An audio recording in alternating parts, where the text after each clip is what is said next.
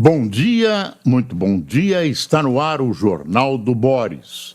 O Jornal do Boris é um sobrevoo pelos principais acontecimentos do Brasil e do mundo a partir das primeiras páginas dos jornais. E vamos a essas primeiras páginas.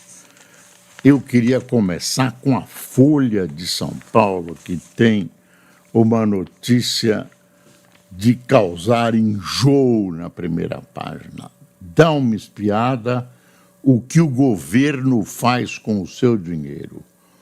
Publicidade sob Lula avança e pode alcançar 13,5 bi de reais em contratos. 3,5 bi. Isso é dinheiro de imposto para publicidade do governo. Aí eu vou ler a linha fina, que é isso daqui, né, que encaminha a matéria. Então tá assim: expansão de gastos inclui 380 milhões para os Correios após anos sem investir, e governo fala em necessidade de informar. Isso é desculpa. Qual o objetivo real de o governo intensificar a publicidade? Primeiro é colocar a sua propaganda, não estou dizendo publicidade, estou dizendo propaganda que tem sentido político nos jornais, emissoras de rádio, televisão, internet, onde possível, etc. Então, ao mesmo tempo, ela contempla as emissoras de televisão, jornais, emissoras de rádio, com verbas imensas que, na crise em que vivem a mídia brasileira, são altamente significativas essas verbas. Então, uma emissora de rádio, ou uma emissora de televisão, ou um jornal menos independente, não todos os jornais, não todas as emissoras, evidentemente há exceções, acabam se rendendo, seduzidas pela publicidade do governo federal. E o governo federal, de alguma maneira, espera, ou de outra maneira pede, que o noticiário jornalístico lhe seja favorável. Como? Divulgando o presidente da República, as demais autoridades, as obras do governo, e omitindo, esquecendo-se das falhas do governo. Eu sei exatamente como isso funciona. Por que eu sei e falo com autoridade? Eu fui editor-chefe da Folha de São Paulo durante 8 anos. Fui âncora de algumas emissoras, como a Record, como o SBT, a CNN, a Band, né? E também fui secretário de imprensa de um prefeito, Figueiredo Ferraz, nos anos 70. Então, conheço todos os lados da história. Eu, como secretário de imprensa, para os desavisados, não fiz publicidade. A prefeitura não fez publicidade, embora os jornais, emissoras de rádio, televisão, etc., insistissem para que nós fizéssemos. Isso devia ser proibido. Claro, existem companhias, digamos, uma companhia de petróleo que concorre em seus postos com outros postos. Aí se admite que a companhia, como qualquer companhia privada, no caso a Petrobras, faça a sua publicidade. Mas sempre tem esse interesse de lubrificar a alma das emissoras, né? Então, isso aqui, no momento em que o governo tem que gastar menos, é um escândalo que não tem tamanho. Isso é uma vergonha. Isso é uma vergonha. Feita com o seu dinheiro, com o meu dinheiro, com o dinheiro dos impostos. Feita com o dinheiro dos impostos. E aí o governo vem e diz, olha, precisamos informar ao público, precisamos dar mais transparência. Grupo, mentira, mentira. O objetivo é esse. Propaganda, claro que propaganda sempre positiva, as descrições são sempre sob o aspecto positivo e, de alguma maneira, azeitar os corações das direções dos jornais. De vez em quando, alguém dá um telefonema, etc, etc. E se você não andar direito significa fazer as concessões que os governos, os estaduais e municipais também, viu? E outros governos também, não é só o do Lula, isso é um hábito brasileiro. O governo de São Paulo, praticamente todos os governos e muitas prefeituras. Aí, se você não caminha direitinho segundo os caminhos traçados por quem paga, você é punido. Cortam as suas verbas, Tem detalhes, eu não vou entrar nos detalhes, audiência, não sei o quê, mas é basicamente isso. Essa publicidade é para, basicamente, azeitar corações das emissoras de rádio, televisão, internet e jornais. E quem não anda direitinho vai perdendo parte dessa verba, parte sempre significativa. Às vezes vem uma ameaça, viu? Olha, você, se não andar direitinho, não tem atendido, fulano tem criticado muito, fulano tem mostrado coisas que a gente não gostaria, fulano é ligado à oposição, geralmente não é, mas quando critica recebe essa imagem, enfim. Bom, vamos em frente com o Estadão. Já mostrei a Folha, está aqui o Estadão. O Estadão mostra a vitória corintiana de ontem. Corinthians ganhou do Santos de 2-1 em Itaquera, né? O Neymar ficou no banco, está machucado, não jogou, mas ficou sentado no banco, criou uma expectativa que poderia entrar. Corinthians jogou melhor, ganhou de 2-1 e é finalista do Paulistão. Hoje, à noite, às 9h30, jogam Palmeiras e São Paulo, que vão resolver quem será o adversário do Corinthians numa finalíssima do Paulistão. Olha o que está escrito aqui. Com o Neymar no banco, Corinthians vence Santos e vai à final do Paulistão. E aí tem uma notícia chata da economia, que empresas brasileiras enfrentam dívida alta e dificuldades de caixa. O problema afeta companhias de diferentes setores e portes e tende a persistir com juro alto e PIB mais fraco. Nós vamos ter logo mais um aumento de juros. Agora que tem um petista de carteirinha, embora um técnico reputado na direção do Banco Central, você percebeu que o Lula não fala mais.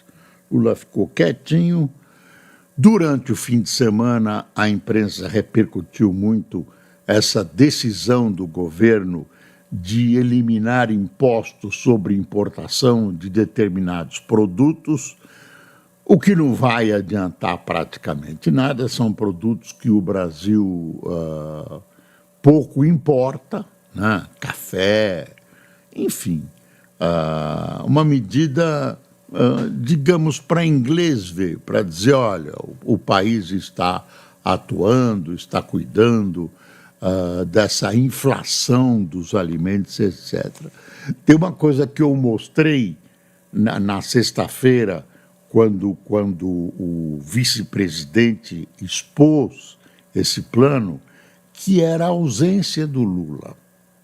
A ausência do Lula, que tinha um programa marcado antecipadamente com o MST. Se o Lula achasse importante ele fazer esse anúncio, ele não ia mudar, evidentemente, a data da visita. Ele podia mudar a data do anúncio dessa medida.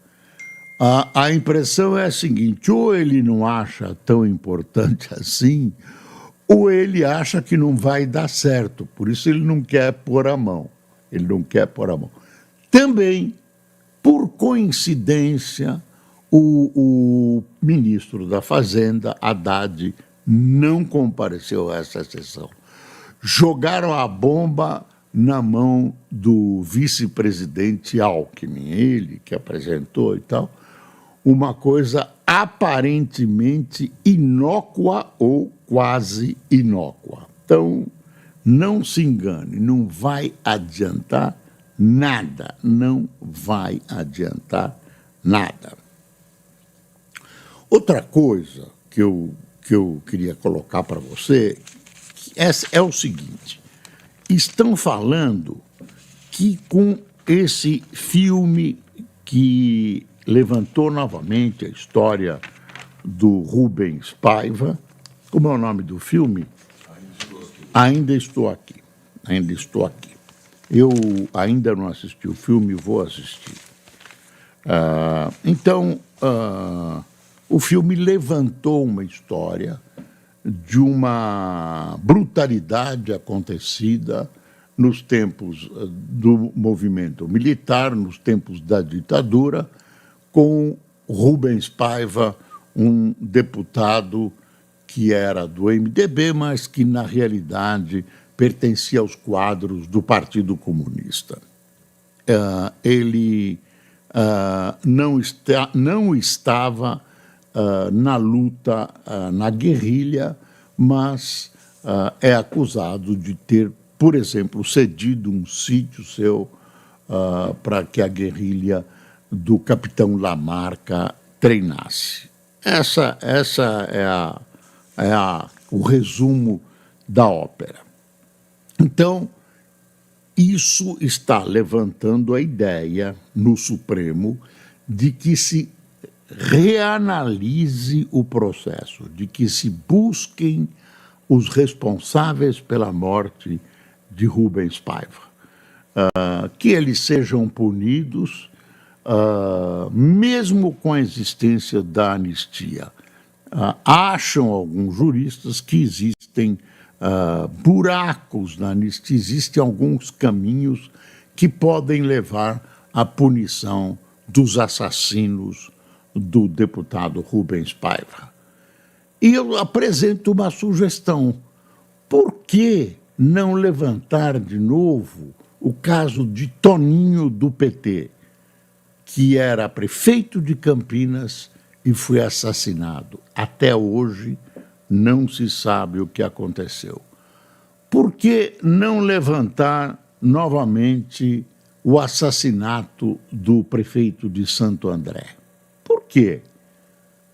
É uma oportunidade excelente de você buscar os assassinos de casos que dominaram a opinião pública, e agora esse do Rubens Paiva domina novamente, e que poderiam ser revisados, porque terminaram de maneira sombria, na sombra, sem claridade, né? Sem a luz dos refletores, sem se saber exatamente o que aconteceu. Uma parte da história está contada, outra parte não está. Então seria muito interessante que nós reavivássemos essa história desses assassinatos misteriosos. Ou você acha que essas pessoas que tiveram as suas vidas e foram tiradas, arrebatadas de suas famílias, não merecem essa investigação? Merecem tanto como Rubens Paiva. São casos que não ficaram elucidados com toda a clareza até hoje. Aí, no fim de semana, tem uma outra coisa, o Lula, de repente, soltou uma daquelas frases dele. Tem até um jornal que faz análise das várias frases mais recentes do Lula. E essa é a seguinte: Lula fala em tomar atitudes drásticas sobre preços.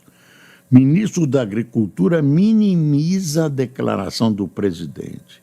Não será preciso.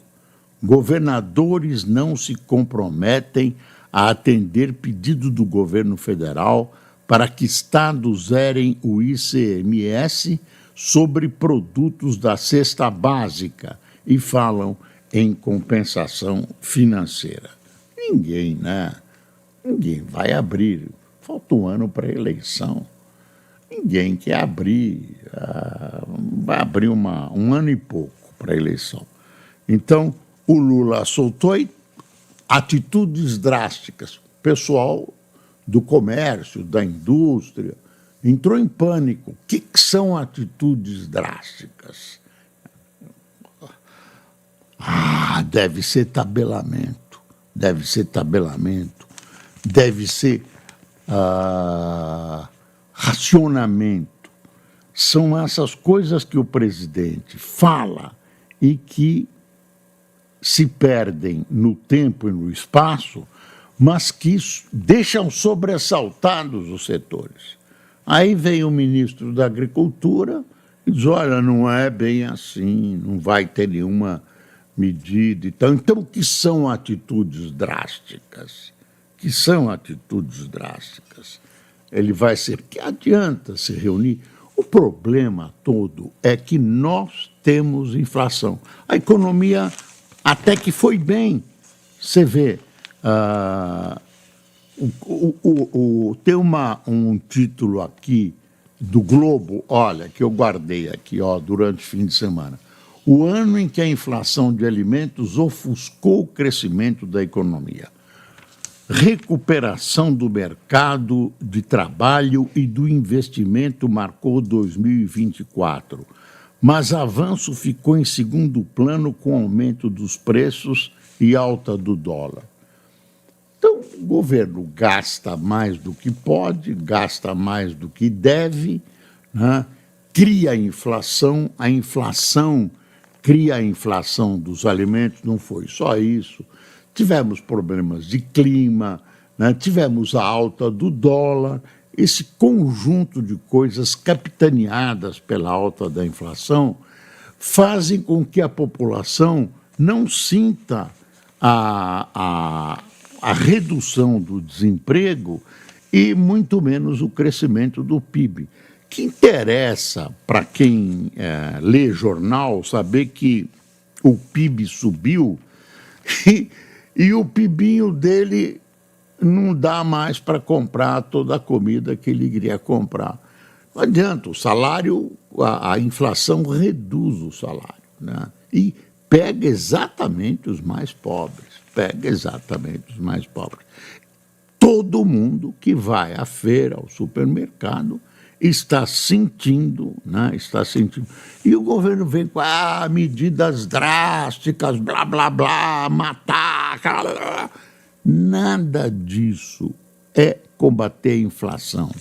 Combater a inflação reduzindo as despesas de governo, diminuindo o tamanho do governo, etc., etc. Falando, hoje tá aqui quer ver?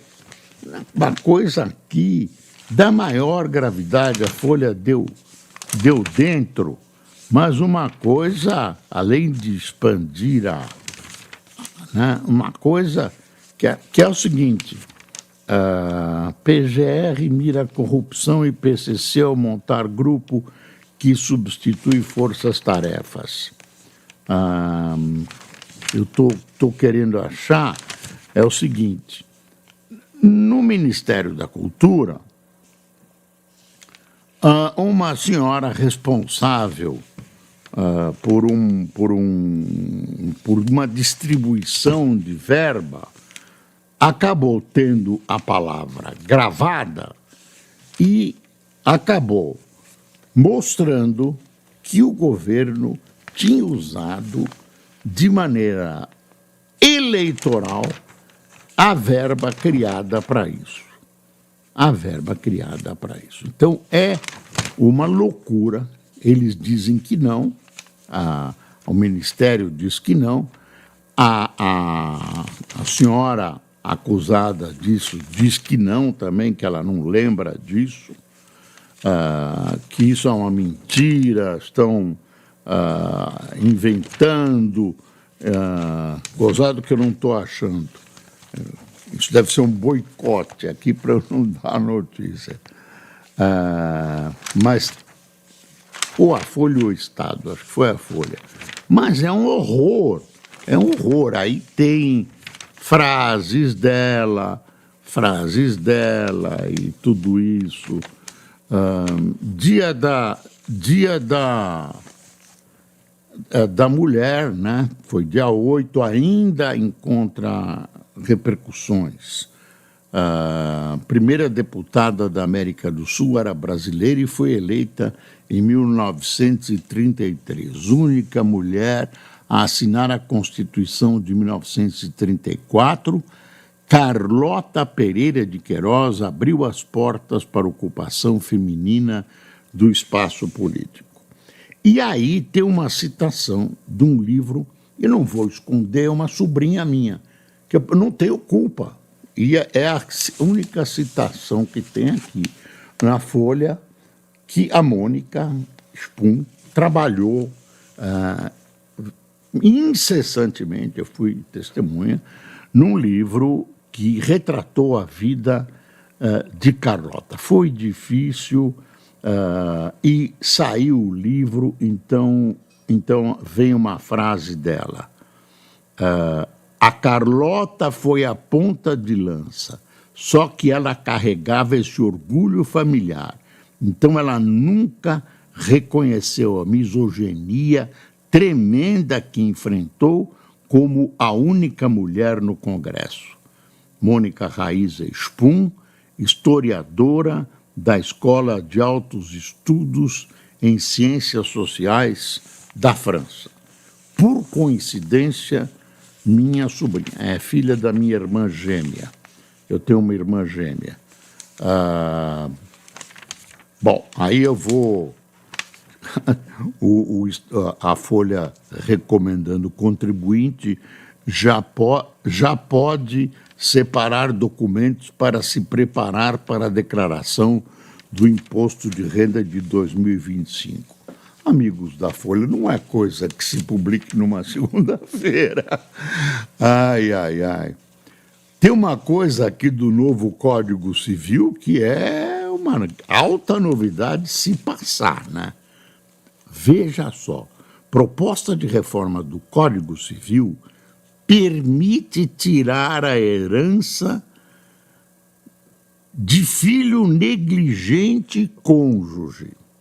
Projeto tem o objetivo de atualizar a legislação de 2002, dando mais liberdade para a sucessão, mas com risco de aumentar disputas. Como é hoje? Hoje, o indivíduo morreu, a metade do que ele tem vai ficar, né, metade vai ficar com a viúva, outra metade com os filhos. Aí não tem jeito, não escapa. são os chamados herdeiros necessários. Aí não escapa mesmo. Querem mudar isso. A viúva sempre fica com uma parte e os filhos dividem a outra. Quando ela vai embora, dividem o dela. Isso está sendo modificado por uma proposta. Deixa eu ver. A advogada especialista em direito de família e sucessão, Silvia Felipe Marzagão, diz: se eu quiser deixar o cônjuge completamente desatendido, sem nenhum tipo de herança, posso fazer isso pelo novo código. Hoje não consigo afastá-lo. Olha, vai dar briga, viu? Vai dar briga. Deixa eu ver. Táxi de navios, carga solta e chuva alimentam fila no Porto de Santos. Só para você saber que tem fila no Porto de Santos. Deixa eu ver. Feira Técnica agora discute resistência ao governo Trump. Evento de tecnologia e inovação, o SXSW, mistura aposta sobre futurismo com painéis que debatem riscos à democracia e poder das high-techs. Deixa eu ver.